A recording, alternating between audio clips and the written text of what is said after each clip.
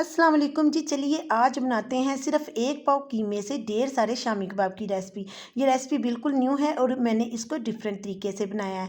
तो आप लोगों ने रेसिपी को पूरा देखना है ताकि आपकी मेहनत और आपके पैसे ज़ाया ना हो। तो शामी कबाब बनाने से पहले हम इसका मसाला तैयार करेंगे। मसाले में मैं ले रही हूँ 2 टेबल स्पून धनिए के, 1 टेबल स्पून मैंने ज़ीरा लिया हुआ है, 2 टेबल स्पून मैंने साबुत वाली गोल काली मिर्चें ली हैं और ये मेरे पास सुरख मिर्चें हैं। 2 अदद मैंने दालचीनी के टुकड़े लिए, एक तेज़पत्ता लिया हुआ है, छोटी इलायची और बड़ी इलायची ली है। बस हमें यही मसाले चाहिए शामी कबाब बनाने के लिए। तो ये जो मसाला मैं तैयार करूँगी, आप लोग जब भी शामी कबाब बनाएं उसमें ये मसाला डालें। आप यकीन करें ये बहुत ही खुशबूदार और मज़ेदार मसाला है। इसके डालने से शामी कबाब बहुत ही ज़बरदस्त किस्म के बनेंगे। तो मैंने सिर्फ ना इसको 1 से 2 मिनट तक के लिए ड्राई रोस्ट करना है मसाले को। उसके बाद अब हमने क्या करना है, इसको मैंने ग्राइंडर में डाल के इसका पाउडर बना लिया था। अब मैं इधर लूँगी 1 अदद कढ़ाई, उसमें मैं डालूँगी दाल। 1 पाव दाल थी मेरे पास और 1 पाव ही कीमा था। आपको पता है ना, दाल को भिगोने के बाद जो दाल होती है ना वो थोड़ी ज़्यादा हो जाती है।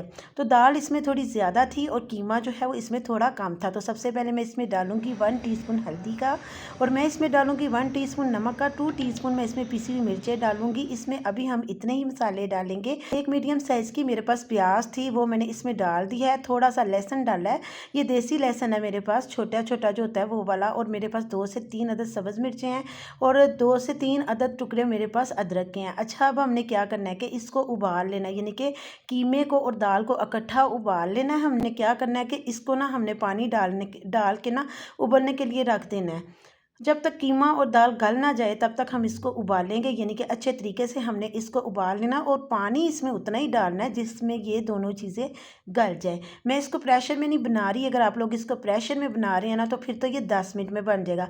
अच्छा, ये वही मसाला है जो मैंने अभी आप लोगों को दिखाया था। मैंने इसका पाउडर बना लिया था और 2 टेबल स्पून मैंने ना इसमें डाल दिया। जो बकाया का मसाला है ना वो मैं रख लूँगी, जब दोबारा कभी शामी कबाब बनाएंगे ना तो ये इसमें इस्तेमाल हो जाएगा। तो मैं इसको ना बीच बीच में चेक करती रही थी, तो इसमें थोड़ा सा पानी था, उसको मैंने ड्राई कर लिया है। और ये देखें दाल जो है ना ये अच्छे तरीके से गल चुकी है और कीमा भी गल चुका है। तो आपने देखा कि इसमें सिर्फ हमने थोड़ा सा कीमा डाला है और ढेर सारे हमने शामी कबाब बना लेने हैं। आगे ईद भी आ रही है, इसलिए ये रेसिपी मैंने आप लोगों के लिए, ईद स्पेशल रेसिपी आप लोगों के लिए मैंने शेयर की है। आप लोग इसको ईद पे ज़रूर बनाना और मुझे अपना फीडबैक लाजमी देना। अच्छा, इस मौके पे आपने क्या करना है, स्पैचुला से या कोई किसी भी चीज़ से ना आपने ना इसको ना मैश कर लेना है। अगर आपके पास चॉपर पड़ा हुआ तो आप चॉप भी कर सकते हैं, लेकिन मैंने इसको मैश कर लिया था। मैश करने के बाद आपने क्या करना है कि मैश करने के बाद आपने क्या करना है कि इसको ना ठंडा होने के लिए रख देना है फ्रिज में। तकरीबन 1 से 2 घंटे तक के लिए ना आपने इसको अच्छे तरीके से सेट करना है, यानी कि आपने इसको ठंडा करना है। अच्छा, इधर मेरे पास थोड़ा सा धनिया था, वो मैंने डाल दिया। इस मौके पे अगर आप लोग चाहें तो दोबारा से इसमें प्याज भी डाल सकते हैं और सब्ज़ मिर्चें भी डाल सकते हैं, लेकिन मैंने नहीं डाली। मैं सिर्फ सिंपल से शामी कबाब बना रही हूँ, तो मैंने इसमें प्याज और वो नहीं डाली दूसरी चीज़ें, सब्ज़ मिर्चें, क्योंकि मैंने शुरू में स्टार्टिंग में ही डाल दी हुई थी। अच्छा, अब हमने क्या करना है कि थोड़ा सा ऑयल अपने हाथों पे लगाना है और इसको अच्छी तरह से ठंडा करना है। मैं बार बार आपको इसलिए कह रही हूँ ताकि ये जो शामी कबाब है ना ये अच्छे तरीके से सेट हो जाए। तो शामी कबाब जो है ना वो हम बना के इसको दोबारा से फ्रिज में रखेंगे। तो ये देखिए, बस इसी तरीके के आपने रेडी करने हैं।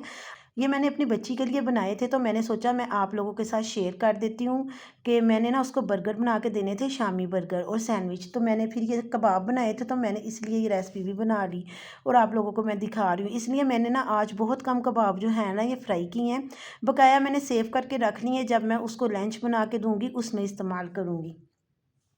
तो इधर मेरे पास एक अदद अंडा था, अंडे को मैंने अच्छी तरह से फेंट लिया हुआ है। पैन को मैंने चूल्हे में रख दिया हुआ था और बिल्कुल हल्के ऑयल में, यानी कि थोड़े से ऑयल में ना हम इसको फ्राई करेंगे। ज़्यादा ऑयल में आप लोगों ने इसको फ्राई नहीं करना, ठीक है। बस थोड़े थोड़े ऑयल में हम इसको फ्राई करेंगे। तो माशाल्लाह से देखिए कितनी खूबसूरत इसकी लुक आई हुई है।